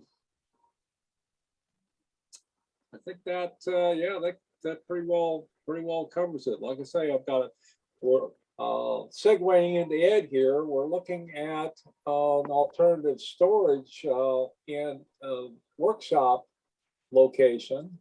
I'm doing everything out of my garage right now, and the wife's been on my case for some time now. Get rid of those computers. taking up too much space. So we're working on that, looking for an alternative location, and I'll give it back to Ed so he can talk to you about that. Yes, we've, last June, we went to the First Christian Church. It's on 9th and Veneta in Bremerton. They have some rooms downstairs. We talked about even moving KCS over there, but we tried to look at it realistically because we're hoping the virus will go away and we can continue to do a majority of our work at Lebo. And we do have the office there and some materials. However, New Horizons is in Jim's garage and he's overflowing, and he's got lots of laptops, 45 of them right now, he said, and 22 desktops, and so on and so on. I have been working with and sent a letter and been in personal communication with the trustees at the church. I'm hoping that through our request that we will be able to at least utilize some of the area downstairs in the church for storage of the New Horizons equipment. It's still ongoing, and hopefully we'll have an answer before our next meeting on 21st of March. It would be beneficial for New Horizons to have their own facility, really. And this, of course, is in the talk stages as far as whether or not it would be a freebie or if we would have a donation available through our budget. And looking at the proposed budget that Larry offered and presented today, the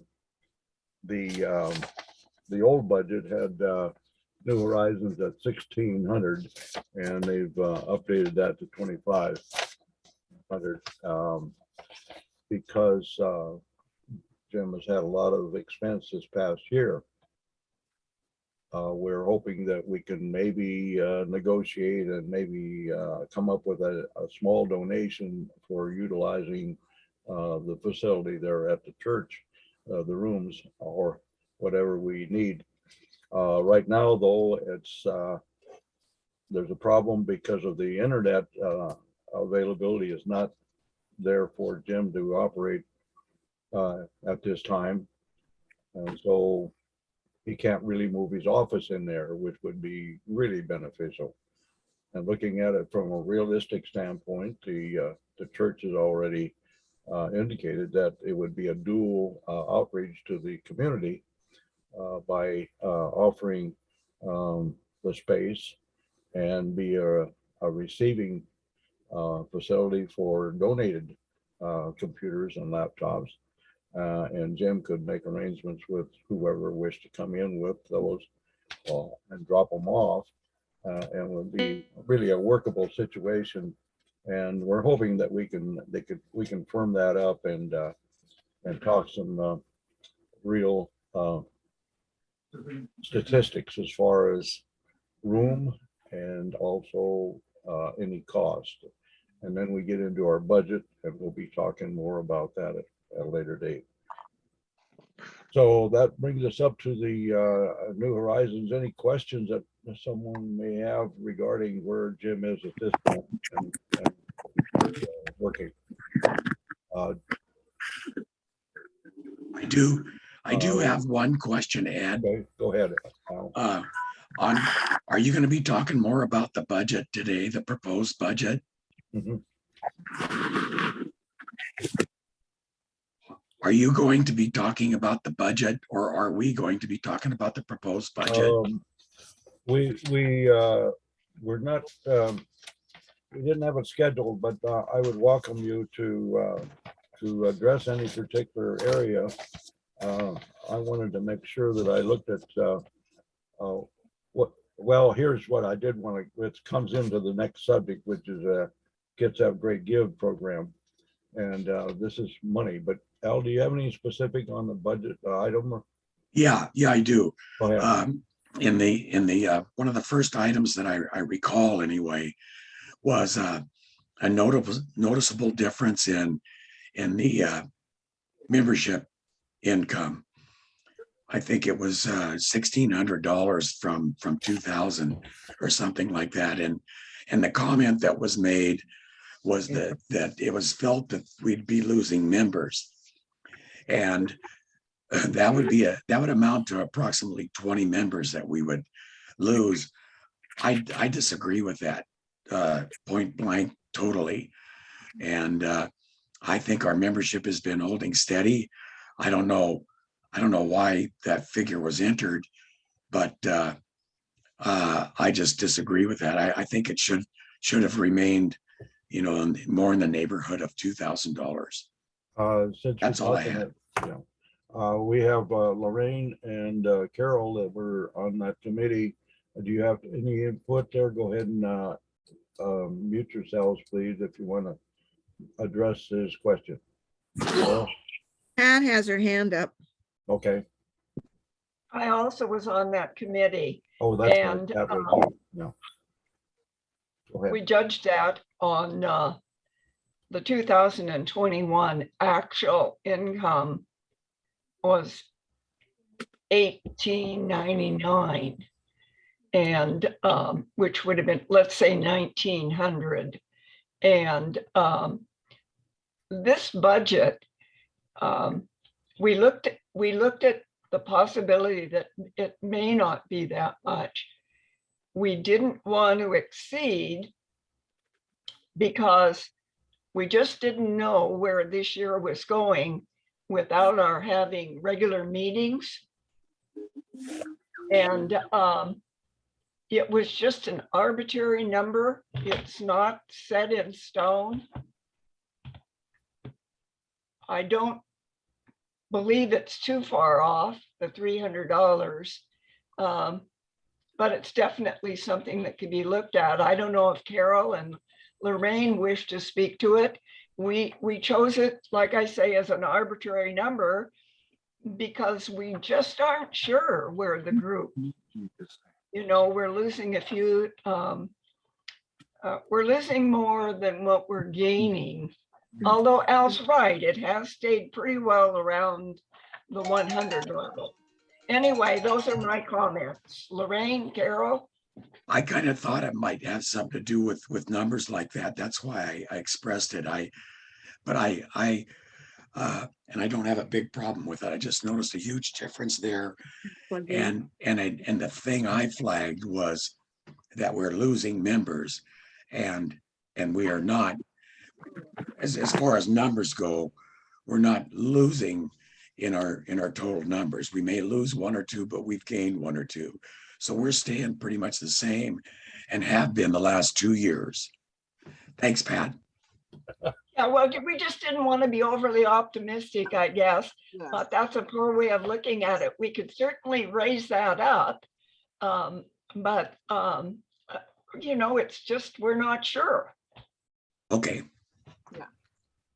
Thank you. I'll drink to that. Say that Coffee, that is. I have to say this was proposed budget, and the committee is still out, and they will present the recommended budget at the March meeting. So in other words, take note of this discussion, please. So in other words, if we get more than $1,600, that's a bonus for us as far as the budget is concerned. Yay. Yeah. Anything else there, Al, on that? No, thank you. Thank you very much, Ed. That's it. Yeah. I've got a question. What under 7500, what does it mean by, what is that used for? Next to the very last one where it says total. I don't have the budget up, so I can't see it. Go ahead, Carol. You're on. Aylmer. Carol's got it right there, and I do too. Go ahead. That's the mail. Can Carol share the screen? Pardon?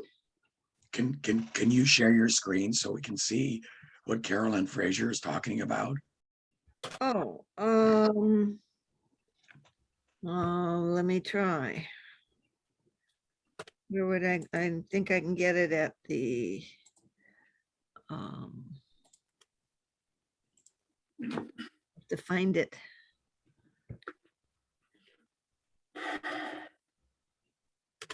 Oh, are you talking about the mail merge thing, Carolyn? Yeah, Yeah, right. do you want to, Carol has the answer to that right off Yeah. the top of her head. Okay, Yeah. that's okay, Carol. I'm trying to find it where Larry sent it to us. I don't remember how long ago it was. That Well, was, that's okay. I was just wondering that what was it was. Sunday. That was Sunday at 11:19. Okay, that's Google charges us $40 a month or a year. That's the mail merge where I send out the announcements reminding you of the meeting and telling you that the newsletter is ready to read that nobody reads and anyway, we did not allow for it this year because Mary Ann's going to show me how to do the mail merge thing in Word that's free. Okay, I was just curious what it was. Well, that's what it is. It's a mail merge thing. What is a mail? The Zoom meeting.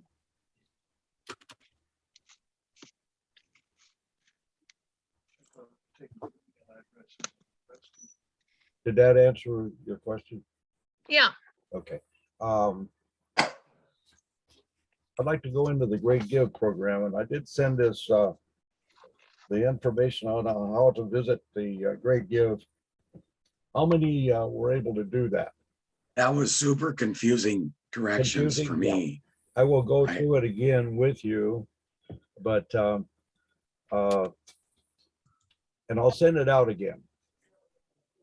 Try to clear it up a little bit, but basically you go into the www Kitsap Great Give organization. That's your start. And once you get there, you click on Kitsap Great Give 2022. On that picture, you don't want to do it right now, but on that picture, if you wanted to look at the computing seniors, I've got us registered. And if you wanted to later, don't do it right now, but you would go over to education and click on education. Then scroll down to about number 5 row, and you'll see Kitsap Computing Seniors. Click on that and you will find our profile. I talked with Jim earlier on the profile. And I'm hoping that we will all look at it. And most of you, not all of you, but I'm going to bring in others as users.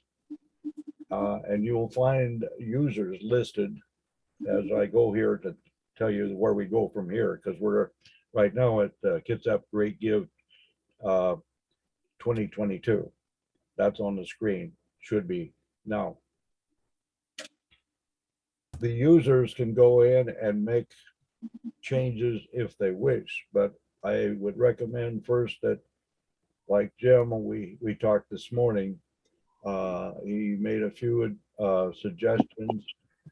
We don't want to allow crowd in the suggestions, but maybe email first and then go ahead and update. And I checked with them on Friday. We can update anytime. And it's really important that we update and make it as clear of a picture as possible, because the donors are going to be checking that as they decide what nonprofit organizations are going to support financially. So we've got to work ahead of us, and I'll be talking with a committee, and I'm hoping I'm going to talk about that in a few minutes. But once you're at that Kitsap Great Give 2022, you're going to then click. So when you bring up the profile there, Ed, you're looking at Click on last logo. year's. you're looking at last year's profile, last year's description, right? Yeah. That's what's there now. Several things have to be updated on that to make it more current. Yeah, and there's maybe some figures in there that Great Give has come up with that's different than what it was before. But anyway, when you're in there, you're going to click on the logo, login. There's no password required. Once you click on login, LOGIN, then you're going to get another one. It's going to be a little one and it's green, and you click on it, and bingo, you come right on into Kitsap Great Give 22 again, and you click on select. Once you get select, on the left side is computing seniors, and it shows Well, Ed, and so forth. But I'm going to send this out again for you, and I Well- recommend that you check it out. I just like to say, Ed, that when I just clicked on that and followed your directions there, it says Giving Day platform, and I have to sign in to continue. It wants an Yeah. email and a password. Well, Yeah, I'll it's have to gated. get back to Melissa, because she told me any of the users can jump in there like I did, and I don't. I don't think understand that's why I right. can't. It's. I don't think that's right. Oh, When I was- I think we need to have user accounts if that's going to happen. I'm sure that they'll allow us to have users, but none of us have that except for you right now. That's Ah, right. there you go. When Mary Kennedy and I were You're doing right. this, I went in and I went through setup, and I arranged to have myself put in there. Then I added Mary because we talked about that because we felt there should be at least two of us that had access to this information of updating and getting into the site. So yeah, I think James, host, is very correct in that statement. I think however many users, I think it could be one person could add people as users, is my opinion. Well, I agree to a confused, point. but Go ahead, could you- Lorraine. Go ahead, Lorraine. Could James, Al, and you be 3 users and put this together? That's the committee. That's the committee. I'm- I haven't given the names, but that's where it is. I'm not James, two really James ramped and- up to be in this committee. two James and Al would talk this out, if you would, as a committee. Great Give, and I'll give you the information I have, and also a person of contact where you will have access. I personally don't have a problem because I had established this in the beginning, so I can get in there. But as far as users, I wanted everybody on, all of the trustees, to have at least access for review. They didn't have to edit it, but review. So you will see what we have, and you can talk it up among your friends, and we can promote the money for organization. I want to make a note here that I talked with Carol earlier this morning regarding the Great Give donations last year, and it was $886. Is that right, Carol? I believe so, Yeah. yes. So, we can get some money to operate, and that's what this Great Give's all about. But we have 7,000, I think is what 4,000 is what was our goal that's listed on there right now. We can back it up, or we can leave it alone, whatever it is. But a point to make here, whatever we do, we need money. And get back briefly to New Horizons and the money for storage. I think we should operate sensibly. And we have a lot of money in our savings, and we've tapped into it every year, and it's bothered me, and it's bothered Larry and others. But we got 12,000 in there, and if we tap it in at 1,400, which we did, or close to it this year, it'll take 8 years for us to take care of all that money, and then we'll be out of business. Well, what about that? we really had a good contribution by members also last year. And that's where, when Al comes in and he wants more money coming in, and he's got that regular request on the newsletter. But we also have the Great Give, and we want it, and the committee can talk about that to supplement our request for normal donations and focus on the Great Give this year.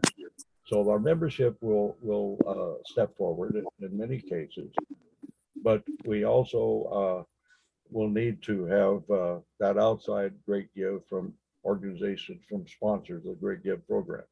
But anyway, we got money in the bank in savings, but we don't want to deplete it. We just want to work with it and be realistic about it, but not try to be doing something unrealistic for operation. And I'm focusing right now on any money that we want to donate to the church so that the James can operate in a smoother way. And I'm talking to James Post now as the chairman, and I'll bring you into that loop too, so that when we sit down with the church, we could talk more about this. But when we're talking money, we're talking Great Give, and we're talking about operation. So let's sort of focus together. I like the fact that we've got a committee, and that was my whole intent here, was to get not a lot of people involved in making a change in the profile, but to edit and make the necessary changes. And if we leave it to the committee, that's just fine. Great.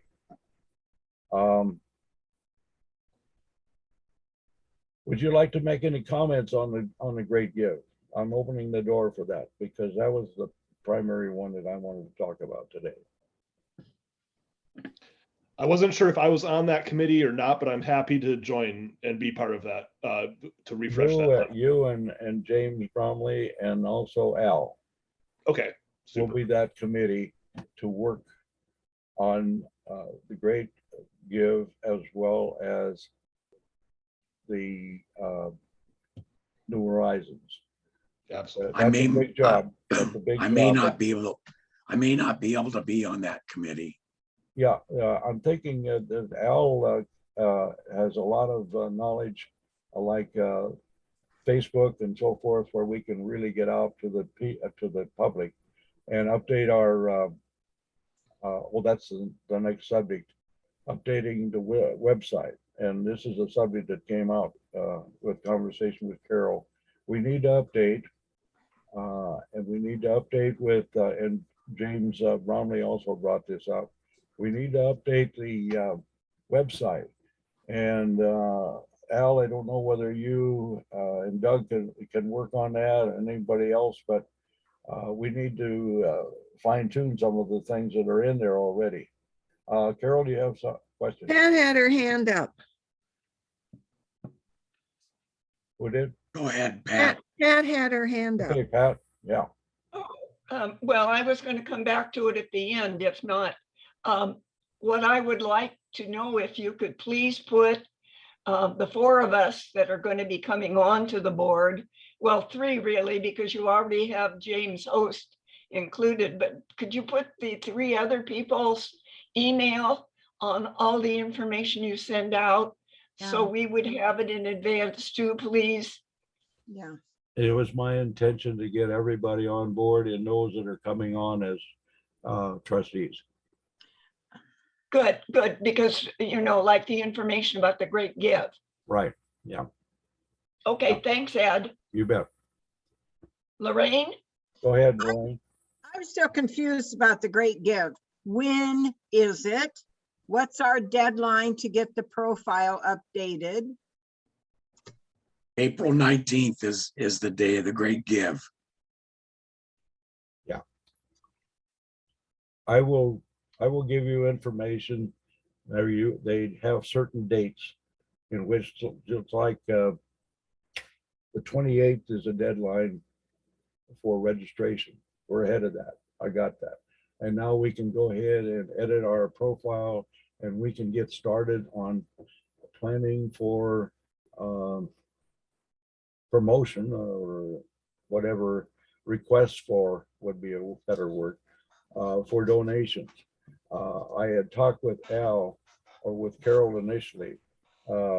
Last year, I had a form letter that I made up, and Al has, or James Bromley has got a handout that he gives that shows the request for donations.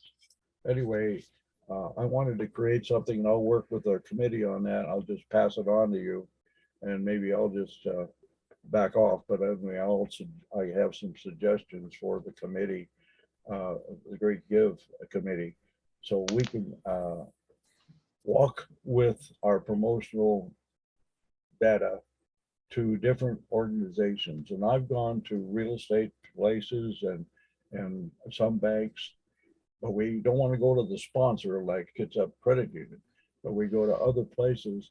And I have a neighbor here that is a president of the Rotary Club, and I plan to go there. VFW, the Eagles. So there are places we want to go, but we want to have something in hand that we can give them that really is a reviews what we do and what our mission is, and the fact that all of our work is voluntary, refurbishing, collecting, and delivery. All of this free. And if we give that information out and it's clear, and we don't want a lot of information, we want brief information, then we're going to be able to be as successful as we were last year. And hopefully better. Okay, Bob, how you doing back there? Bob Osborne. In Dennis? I got him there. Welcome aboard here. You got any comments for us? Bob Osborne. And There you are. Yeah. I'm thinking, when I get a little more information on this, I check out Post 149. They have a lot of retired guys down there, the computer nerds. He might be able to help out.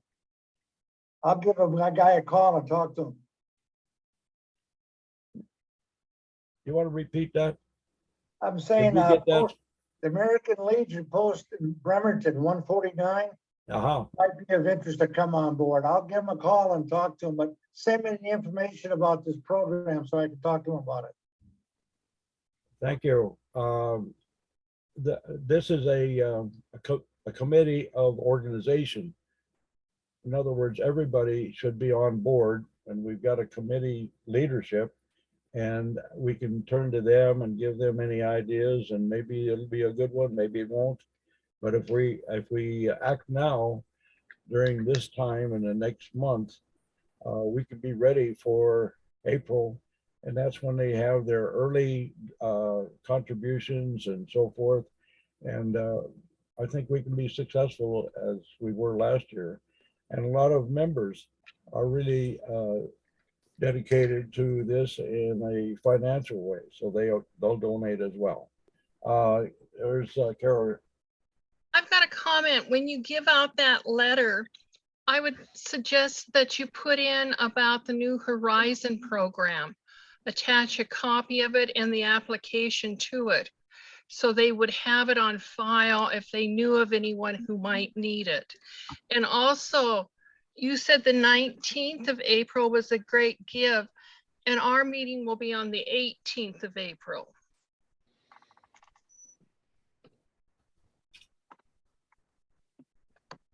Great Give is definitely part of that letter, Carolyn.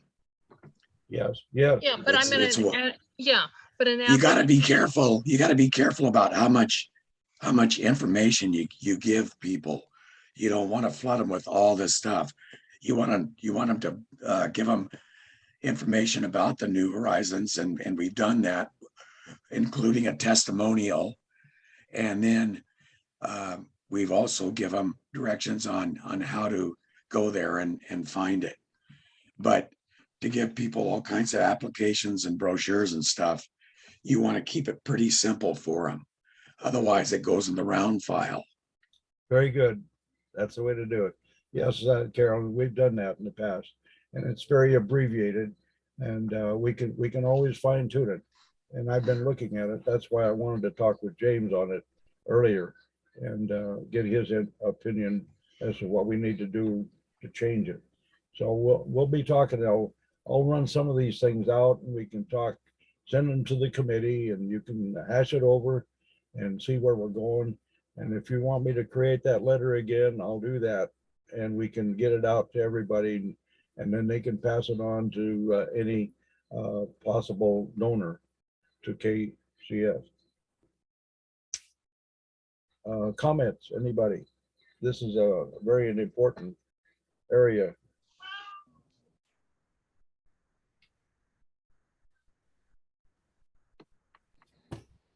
Have we exhausted it at this time? Then I'm open for the other. Anybody? James Bromley has a hand up. Okay, Jim, you got it. Yeah, I went over our profile yesterday, Ed, and I found basically a couple of minor grammatical things that need to be fixed on it. I can tell you what those are right now if you like. Why don't you do it in an email so it's something concrete so somebody has something to work with. Yeah, okay. I had a question, James. In the profile, it talks about we are a Microsoft authorized refurbisher. Are we still that? I know there was a transition where a Microsoft was eliminating our ability to be a direct refurbisher, and we talked about possibly going to some other licensee and using their license. Have we gone anywhere with that? Yeah. Technically, we would be considered a third-party refurbisher. I have not done a whole lot with that because I still have quite a few leftover licenses from that I got off the old portal before they shut it down. I do have a list of companies that are refurbishers. And I'll take a look at those as we get closer to needing licenses again. So technically, yeah, we're a third-party refurbisher. We can't call ourselves a Microsoft refurbisher anymore. We're actually a third-party refurbisher. That was one of the things I looked at in the profile. The other thing is, what is going to be our goal for 2022? It says 4,000 in here, but I suspect that's an old figure. It's not current. So what is going to be our goal this year so that we can update our profile accordingly then? Because one of the mistakes I found in it was it says the KCS goal for the 2021 Kitsap Great Goal was $4,000. So for one thing, it's 2022 now. The other thing is, what is going to be our fundraising goal for 2022? Would 2,000 be unreasonable? We got 800 and something last year. What did we take in last year? I don't think it was anywhere near that. It was 800 and what's, 86. you have the figure there, Ed? Yeah, 886. Yeah, that's what you gave it. I would probably go for 1,000. Well, with the contribution by the organization too, we had probably over. That includes it. I don't know. There were several that give 100 or in one case, I think one guy was given $500. But anyway, we'll see where it goes. We have some very dedicated people and they offer financial support. Pat has her hand up. We've never gone over in the prior 2 years before Carol. we've never gone over the 2,000. So I think James Bromley's right. Perhaps 2,000 would be more realistic unless we want to push it to have people consider to give more. I can't remember the exact amount, but I think it was the highest we ever got was 17 or 1,800. So 2,000 would be realistic. Anyway, as I recall. I think you're right. I don't think we should go overboard on our goal, but we should be realistic so that we can supplement our budget. Well, I'm hoping that last year was just because of the pandemic. And that's why donations were down. I know that nonprofits have really been struggling with COVID.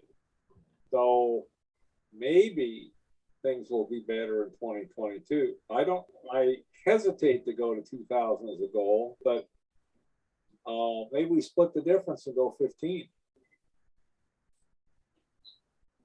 Okay, well, committee, check it out, see what you think. And any modification recommended, why not? Leave it up to committee to review, edit, and come up with you feel is realistic as far as money is concerned. I do want to address one more thing before we wrap it up, and we just touched on it a little bit. Al, is there any way that you can do some fine tuning on our website? Oh yeah, we can. What we need is written, we need written instruction, exactly what you want.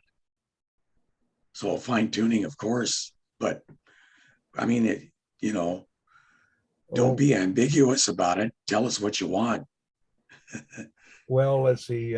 James had a couple In writing. items we were talking You about. need photos. to send us. Photos You need are to send us old, information in writing. Yeah.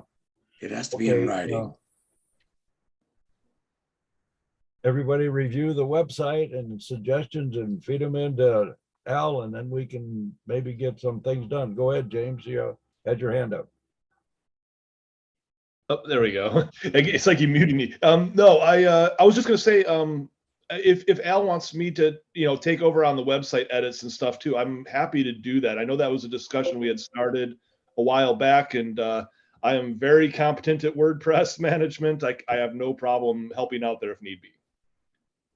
Yeah, there's the idea is the way this is laid out is Doug Stahner is the guy that is really in charge of doing the website changes, additions, and I merely was the committee chair for the website training that we took, and so I'm happy to have James host, of which he was added to that committee. So there's James Bromley, Doug Stahner, James Host, and myself as the web committee peoples, and so we can get together and do things. That's fine. James Host may be able to do a lot more than Doug could do, but there's still some things that are digital helpmates, the people that created this thing, are kind of fixed to do because they have certain credentials. We can work on that too. James Host and Doug and Jim and I can talk about that. Karen? I'm just an observer, of course, but I'm confused. Are we out of business with Laura Moynihan now? No, We she's still are. digital. She is digital helpmates. Yeah, I mean, I know who she is, but are we still paying her for something? We've got a contract with her, a service contract with her. Yeah. But you can make changes in the website yourself now? Oh, yeah. Oh, We have been able to. yeah, That ability has been there. good. But there's certain things that we are having a difficult time with, such as doing pictures and a few other things. And that is one reason why we did the website training, so that we could get up to speed and make some of these changes ourselves That's good. and do more in-house changes so that we didn't have to pay someone to do all that. Yeah, good, thank you. Lorraine? Oh, she just walked away. Lorraine, go ahead. You had your hand up. Yeah, I'm trying to quiet down the people in my house. Yeah, me too. So is there a scheduled meeting for the website committee to, or I'm confused again. Is there? I a don't need to understand your have- question. Is there a need to have a meeting between now and next month for my notes? We haven't set one. My Do you want comment me to- would be, my comment would be that we feed this information into Al Valencia. Review the website and then send email with any recommendations, and then they can consolidate all of these ideas and get it done, okay? Any comments from anybody there? We got John over here. Becker, you're okay? Change my name. Oh, there you go. There we go. Nice to put a face with the name. South Kitsap Osborne. Any comments today? Are we too winded? No, this is my wife's computer, and I'm just trying to figure out why my laptop won't work, or my iPad. It's kind of I'm in a hotel room in Holland, Michigan, so it's kind of blistery and icy outside, so. But I'm interested in this great gift thing, so I'm looking forward to reading that. Is there a website for that somewhere? Yes. www.kitsapgreatgive.org. Kids have great give. Yeah. And I'll include you on my email going out again. I'll try, but like you said before, Al, some people will not be able to get in there. I'm going to talk to them on Monday regarding that for users and how they can access. It may be that if you don't have that capability built into your, maybe you know, I don't know. Do you have to have something special in your computer to get that? I don't really understand your question fully, but in if order you're to talking access- about having the ability to make changes or whatever, Yeah. it's just a matter of setting up an account with the Great Give so that you can be on that account.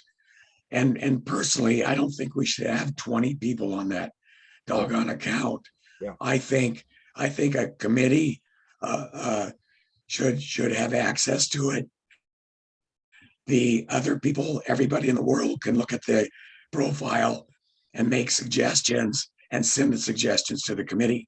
But we don't want a whole bunch of knives added to the pie. Otherwise, we just might end up throwing the knives away and eating the pie with our hands and make a mess of it. I agree with you. And so we're going to leave that up to the committee, and the committee is you and James. Two Jameses, there we go. And so we'll input that information. I agree with you 100%. For as far as Osborne's comment here on getting into that, yeah, you got in there, good. And all you Yeah, I have to do. just want to read more about it, that's all. So once you get into that Kitsap Great Give org, click on Kitsap Great Give 2022. Right. And go over on the right side and click on education. And then Okay. scroll down about 5 lines and you'll find Kitsap Computing Seniors, and click on it and you'll find our profile. Okay, good enough. And Gotcha. if you want to pass any information on to Al on any suggestions to change the profile, please do. Okay. How's that? Okay. Gotcha. Anybody, Karen or Bill? Carolyn? Pat has Fraser? her hand up. Comments? We're about to wrap it up today. There's Pat. Go ahead. I'm not sure how to go about this, but thinking of what Al had to say about, you know, all of them trying to get together and decipher what we want. If Carol and anyone else would be willing to be on a committee with me for us all to take a look at the website and see those things that are outdated or that need changed. And then, as Al had stated, we could send those to the to his committee for the website. And then they would have something firmly in hand that they could make the changes. Anyway, it's just a thought. If there's someone else along with Carol, and I'm not sure if Carol would be willing. I'm willing. Okay, if there's anyone else that would like to do that. I'll give it. Okay. Okay. Thank you for So- being chairman. Okay, I'll be chairman of it. Good. We'll get but- it done. It might work a little faster that way for Yeah. us to get the changes made. It definitely needs to be updated. Thank you. Okay, so whatever you want to call us, we're gonna do it. So I think And we're we'll right at send our it to- 60 minutes. We'll send it to you, Al. I'm being called by my cat. Go ahead. If we're at the end, I have a final thing that I just remembered when Pat said that. I will not be here for the next meeting. I will be in Arizona. Do we have a volunteer? I'll volunteer to go to Arizona. We We can need a zoom, volunteer. we can zoom to Arizona. We need a volunteer to be our secretary. By the way, Lorraine, you wish to stay on the board? For now, yeah. Okay. Any volunteers to be secretary next meeting? March 21st. Karen, The other option would be that if you would record it, somebody record it and send the recording to me when I am back, which is about 9 days, then I could listen to the recording. I could Carol. do that. Carol, you want to do that? Yeah. Okay, we'll send you several. Okay, that would be great. It'd be Okay. something to That do. sounds like a winner. It'd be something to do in the sunshine. Yeah. All No, right, I won't do that in the sunshine. I'm down visiting my great grandbabies. I'm gonna have fun with them. If there's no other business today, I think we pretty well took care of our allotted time, pretty close. I wish you a happy day in the sunshine, maybe, I hope. And let's communicate by email for update on, and Pat is right there. She's the chairman of our website update. Yes. Pat has How- something else. How do we get your email? I have no way of contacting you. Your new email. Mine? By email? Okay. And I suggest you I write it thought I down in gave the it to chat everybody, but I'm gonna give it to you again. and put it down in the Small e chat. for Ed Evans, EE, small e, and then a V for Victor.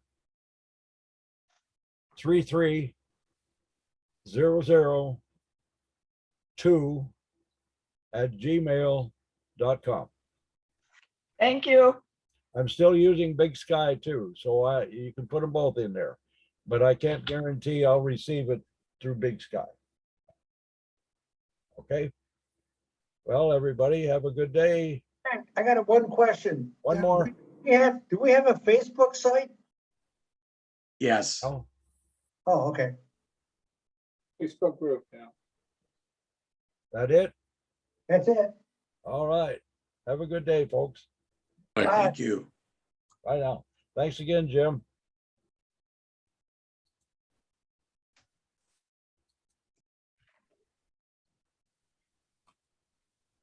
We'll stop the recording.